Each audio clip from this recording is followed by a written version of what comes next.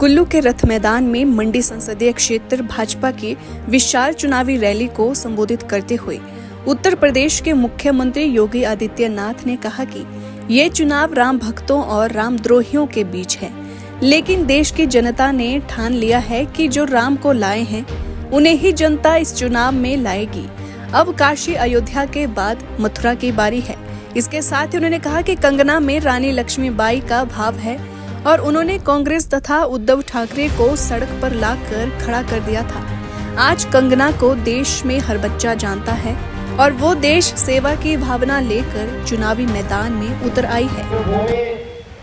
और वीर भूमि दोनों को कोटि कोटि नमन करते हुए मैं आपका अभिनंदन करता हूँ।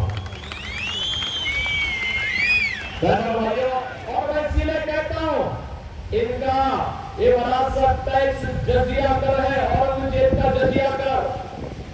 औरंगजेब की आत्मा कांग्रेस के अंदर घुस चुकी है। औरंगजेब मुगलों का सबसे क्रूर बादशाह था। औरंगजेब कोई मुसलमान भी, कोई शरीफ मुसलमान भी अपने पुत्र का नाम औरंगजेब नहीं रखता है, क्योंकि औरंगजेब ने पहले अपने भाई की हत्या की, फिर अपने बाप शाहजहां को उसने जेल के अंदर कैद कर दिया था।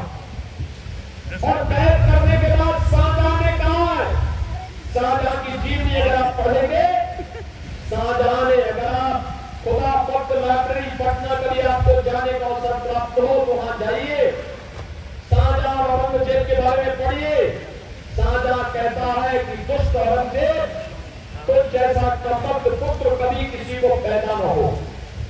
तूने जीते भी मुझे एक खून पानी के लिए बरसाया है, और तुझसे अच्छे जो हिंदू हैं जो अपने बड़े बुजुर्गों का सम्मान करते हैं और मरने के बाद भी उनको श्राद्ध और पितरों को जल दे करके उनकी वृद्धि करते हैं।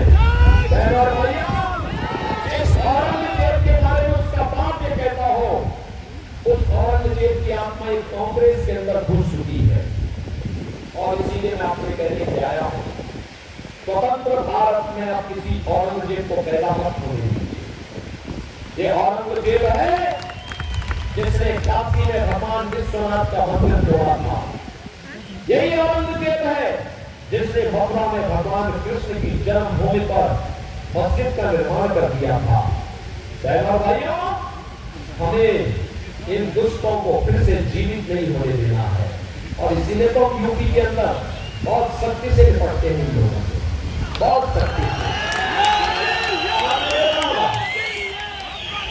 आज तो मैं जब हिमाचल आता हूँ, हिमाचल का ट्रांसपोर्टर मेरे पास आता है, कहता साहब जब से आपकी सरकार आई है, बीजेपी की सरकार आई है, हम बड़े सुकून से यूपी के अंदर जाते हैं।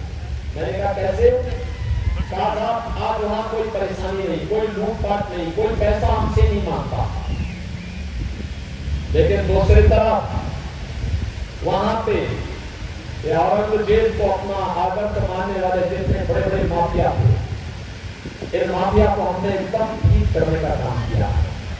भाइयों, हमारा संकल्प था कि अयोध्या में रामलला का भव्य मंदिर बनाएंगे, और संकल्प भी पूरा हुआ।